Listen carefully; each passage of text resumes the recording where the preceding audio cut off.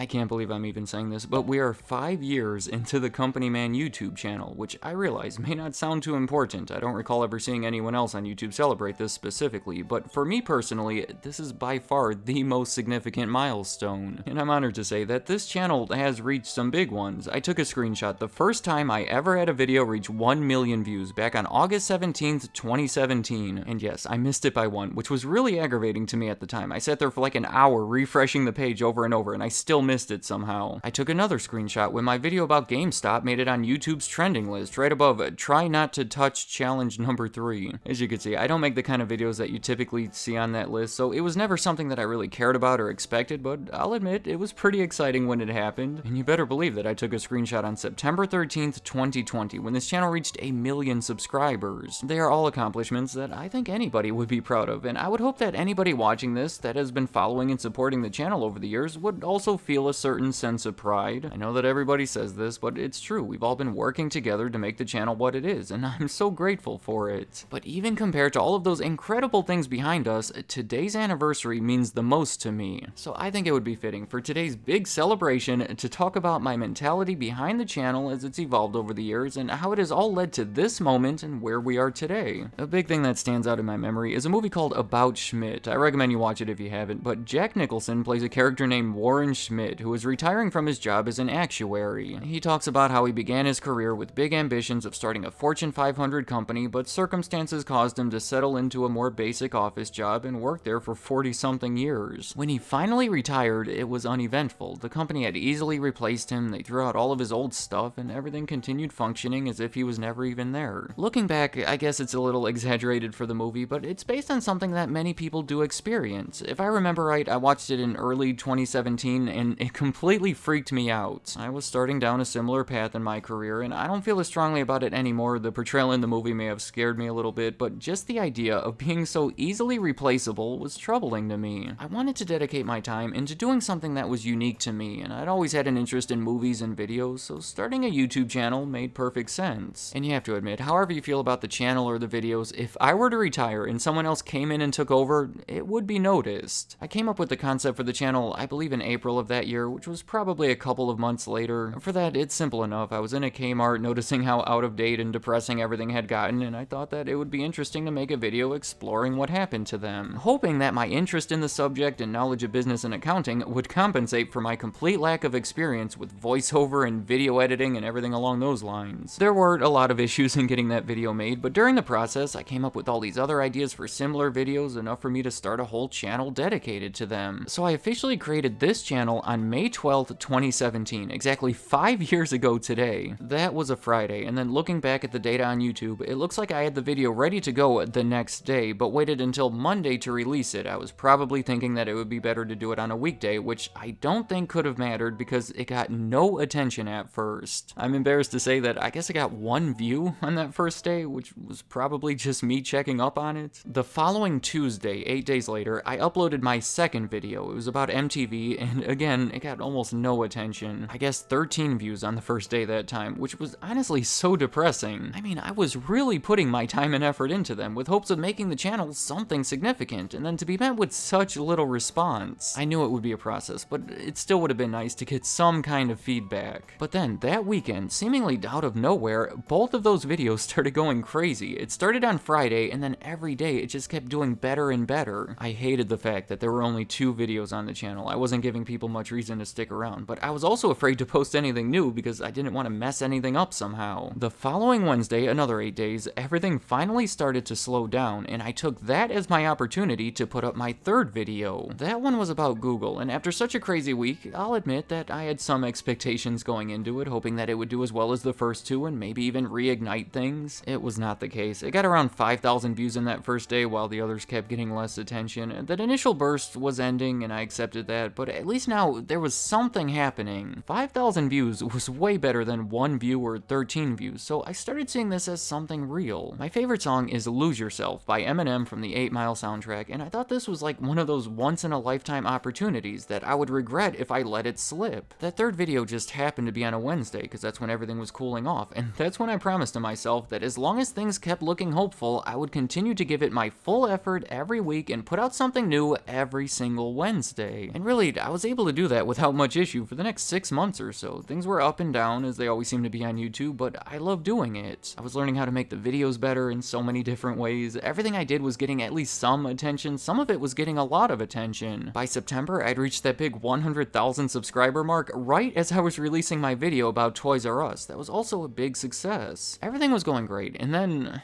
I think I got in my own way. By October, I was worried that the videos were getting repetitive, and I know that sounds silly because there were only like 25 of them at that point, but after so many hours spent on repeating that same process, I myself was getting tired of it, so I was concerned the viewers were feeling the same way. It led me to seek out more unexpected topics. I made videos about the Ouija board, mystery items, Harvard, album certifications, the Macy's Day Parade. I had a comment that said, just when you think Company Man gets predictable with the topics, he goes out and makes a video on the Ouija board. You gotta give him credit, he always keeps us guessing. That proved to be a dangerous comment because I liked it, pinned it to the top, and then 2,000 other people liked it, so I was getting some positive feedback for it, but meanwhile, the views were dropping, people didn't seem to care about them as much, and looking back, that makes sense. These aren't really even companies. It wasn't the kind of stuff people subscribed to see, and it certainly wasn't the kind of stuff that I was good at talking about. When that parade video became the worst performing one on the channel, I was demotivated. I couldn't tell what I was doing wrong or what I should be doing differently. That one was right before Thanksgiving, so my plan was to cover some safer topics in December, take a break for Christmas into January, people didn't seem to care all that much anyway, and maybe after being away from it, it would help me figure things out. However, when the time came, I feared that ending the streak would make me even more demotivated, which was not a great situation to be in. So I continued working through Christmas and the New Year, just pushing myself to continue releasing stuff every Wednesday. Then, on January 25th, 2018, Vince McMahon announced that his failed football league, the XFL, would be making a comeback after I think 17 years. That was like a miracle for me because coincidentally, I had already almost completed a video about that original league, so I was able to get it ready and rush it out the following day. It ended up getting 1 million views in the first week, which I still think is insane, and in many ways, it may have saved the channel. Of course, it brought some attention back to it, but it also helped me change my mentality toward things. See, I started the channel because I didn't want to be replaceable, and then I switched things up because I was getting bored. I'm ashamed to say that my entire approach was very selfish in the beginning. That's when I realized that it shouldn't be about me. I see a lot of comments on YouTube, on other channels even, where they advise the creator to make the kind of stuff that you want to make, and I think that is horrible advice. I understand that you have to make things that you're proud of and that you can stand behind, but the reason to do it is for the audience. Otherwise, why even post it? Just make it and then keep it to yourself. I know that I'm simplifying a complex issue here, but if I owned a pizza parlor, I shouldn't make the pizzas that I like. I should make the pizzas that the customers like and derive joy from that. So from that point, my strategy has been to predict what I think would be best for the viewer and then work backwards and try to figure out how I can best make that happen. Taking myself out of the equation as much as I could made me much more confident in what I was doing and was infinitely more motivating. After adopting that new mentality, things have continued to go up and down, but have never fallen as far as they did back in November and December of 2017. It's hard to describe, but that was the point where I started feeling like I was doing the right thing, like making these videos was worth the effort and that I had to take full advantage of it.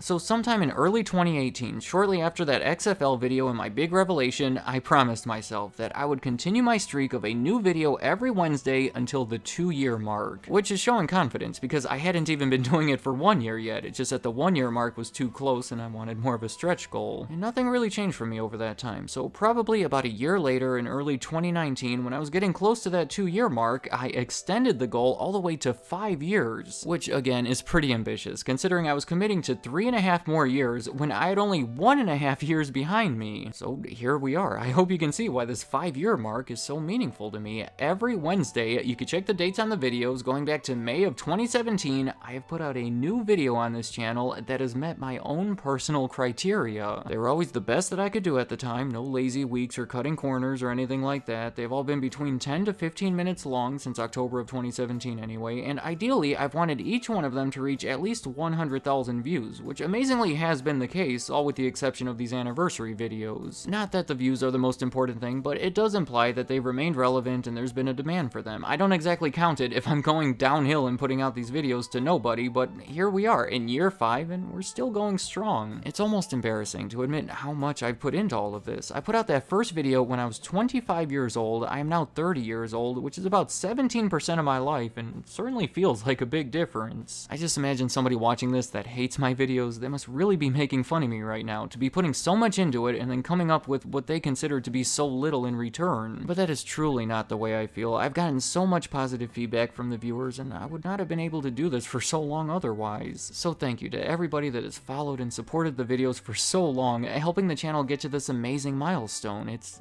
truly unbelievable to me. Alright, looking toward the future, for the first time in a long time, I don't know exactly what to do. One of my fears is that after 268 videos, mostly about different companies, I'm having increasingly more trouble finding the right topics that fit my format. I've always seemed to figure it out so far, but I predict that if it continues at this rate, I might be forced into topics that I don't feel are quite as strong, or I might have to switch up how I approach them. It's all very touchy, but maybe even more concerning is that this is exhausting. It is by far the most stressful thing that I have ever done. Every single week, researching, writing, voicing, editing, uploading, it's been all me for every one of them, and it has completely taken over my life. If I'm not actively working on a video, I'm thinking about a video, or worried about how the last one is performing, or if people like it, or what I should be doing next. I don't think an hour has gone by in the last few years where I haven't thought about this channel in some capacity. It's amazing and it's terrible all at the same time. Sometimes I feel like I want to do it forever, and then other times I truly don't know how I make it through the week. My plan for the moment is to continue with the videos each week at least through the end of 2022. That would complete 5 full calendar years, which I think is pretty cool. It would put us past the 300 video mark, which I also think is pretty cool, and it would allow time to warn everybody about any potential changes. Beyond that, I truly don't know. I feel like we may be nearing an end for this specific phase of the channel and moving on to something slightly different, or not. Like I said, I don't know yet. But I am curious to hear your input. How do you think I should handle the channel for next year and beyond that? And also, let me know in the comments, what has been your experience with the channel over these past 5 years? When did you discover it? How has it fit into your life? Are there any moments or videos that stand out to you? If you're watching this video, I'm guessing you've been along for the journey. You've helped make all this possible, so I want to hear the specifics of it. I normally have a question and answer segment in these anniversary videos, but I had a lot to say in this one, so hopefully you won't mind if we take that to the comment section. You have my promise that I'm going to read anything you comment, and I'm going to spend a ton of time responding to them. I'm talking about days in front of the computer, talking with all these great people who follow the channel. I really do have a great following. So once again, thank you everybody. You've essentially helped me make my dream come true, and how could I possibly thank you enough for that? You may be able to tell that I hate talking about myself, and I get uncomfortable when things get too personal, but I felt that this stuff was important to say, and I hope that you know that I mean it. So let me finish off this big celebration by expressing my appreciation one final time when I say, thank you for watching.